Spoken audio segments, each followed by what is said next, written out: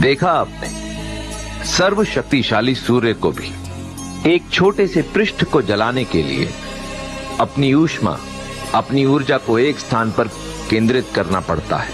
इसी प्रकार आप कितने भी मेधावी और योग्य क्यों ना, परंतु जब तक अपना मन, मस्तिष्क और प्रयास एक ही दिशा में केंद्रित नहीं करें, तब तक सफलता हाथ नहीं लगेगी। जो खुद पर काबू नहीं रख सकता वो दुनिया से कभी जीत नहीं सकता। हर इंसान को लगता है कि उसकी सबसे बड़ी लड़ाई बाहर है, हालात से, लोगों से, किस्मत से। पर सच्चाई ये है, सबसे बड़ी लड़ाई तेरे अंदर है। हर बार जब तू गुस्से में आकर गलत फैसला लेता है, हर बार जब तू आलस में पड़कर अपने सपनों को टाल देता है, हर बार जब तू बहाने बनाकर आज को कल पर छोड़ देता है, तू हारता है खुद से। में रख ले तो कोई परिस्थिति तुझे नहीं तोड़ सकती। अगर तू अपने डर, गुस्से, लालच और आलस पर जीत पाले तो तुझे रोकने वाला कोई पैदा नहीं हुआ। सफल लोग अलग क्या करते हैं, वो भी थकते हैं, वो भी टूटते हैं, पर वो अपने अंदर की उस आग को बुझने नहीं देते।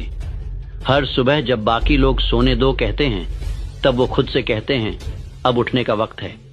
हर उस लम्हे में जब दुनिया कहती है आराम कर लो, वो अपने सपनों की तरफ एक और कदम बढ़ाते हैं। क्यों? क्योंकि उन्होंने खुद से समझौता करना बंद कर दिया है। याद रख, तू जिस दिन खुद को कंट्रोल करना सीख जाएगा, उस दिन तुझे दुनिया कंट्रोल नहीं कर पाएगी।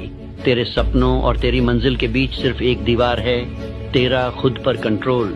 अब सवाल ये नहीं है कि तू क्या बनना चाहता है, सवाल ये है क्या तू खुद को जीतने के लिए तैयार है। तो जीवन नष्ट करने की नहीं सोचना, एक जीवन ऐसा जो जगत में प्रकाशित हो जाएगा। वो कहते हैं ना कि परिस्थितियां चाहे जैसी भी हो, जिस व्यक्ति का इरादा मजबूत होता है अपनी मंजिल को पाने का, ये परिस्थितियां उसके सामने अपने आप सर झुका देती हैं। आजकल आपने सोशल मीडिया पे देखा होगा, महाराष्ट्र के कोल्हापुर में रहने वाले वीरदेव का, उन्होंने पहले ही अटेम्प्ट के अंदर यूपीएससी क्रैक कर लिया। ये एक ऐसे परिवार से संबंध रखते हैं जो कि चरवाहे हैं।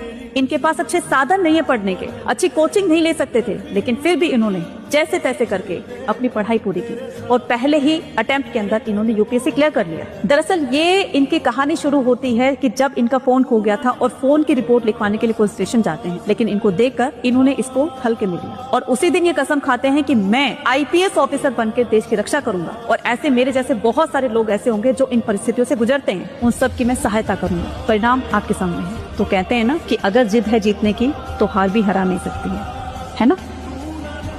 सपने को पूरा करने के लिए एक उम्मीद, एक जुनून, एक जिद होनी चाहिए। दोस्तों, ये कहानी है एक उस बच्चे की जिसने सपना किसी लाइब्रेरी में नहीं देखा, बल्कि एक प्रेस करने वाली कंपनी के अंदर देखा था, जिसमें वो लगातार 7 से 8 घंटे काम किया करता था। थक हार कर आता, फिर वो पढ़ाई करता। घर की दीवारें चाहे उसकी कमजोर थी, लेकिन उसके इरादे मजबूत थे।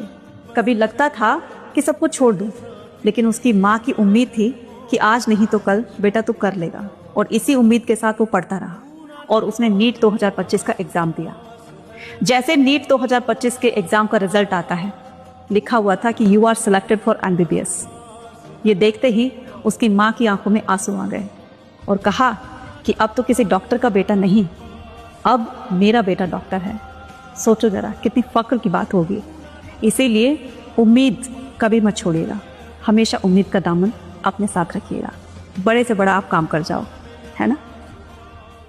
आज के टाइम में पढ़ाई के साथ साथ किसी स्किल का होना भी बहुत जरूरी है, तभी जाकर आप एक सक्सेसफुल बिजनेसमैन बन सकते हैं, एक सक्सेसफुल इंसान बन सकते हैं और आपको एक ढंग की जॉब मिल सकती है। एक लड़की जो बचपन से लेकर के बड़े होने तक हमेशा अपनी क्लास में टॉप करती आई है, वो खुद कहती है कि उसके पास 50 सर्टिफिकेट्स हैं, 10 मेडल्स हैं, 10 उसके पास ट्रॉफीज हैं।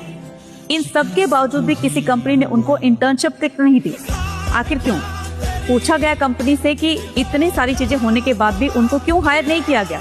कंपनी ने कहा कि इन सभी चीजों की हमें जरूरत नहीं है, अगर आपके अंदर कोई स्किल है तो ही हम तुम्हें काम दे सकते हैं। तो आज के टाइम में पढ़ाई के साथ साथ आपको वो भी दुनिया के अंदर वो चीजें सीखनी है जो कि आज की डिमांड है, अदरवाइज तो आपको बहुत पीछे कर दिया जाएगा। इसलिए पढ़ाई के साथ साथ कोई ऐसा हुनर अपने अंदर रखो जिसके बिहार पर आप अपने आप को आगे बढ़ा सकते हैं।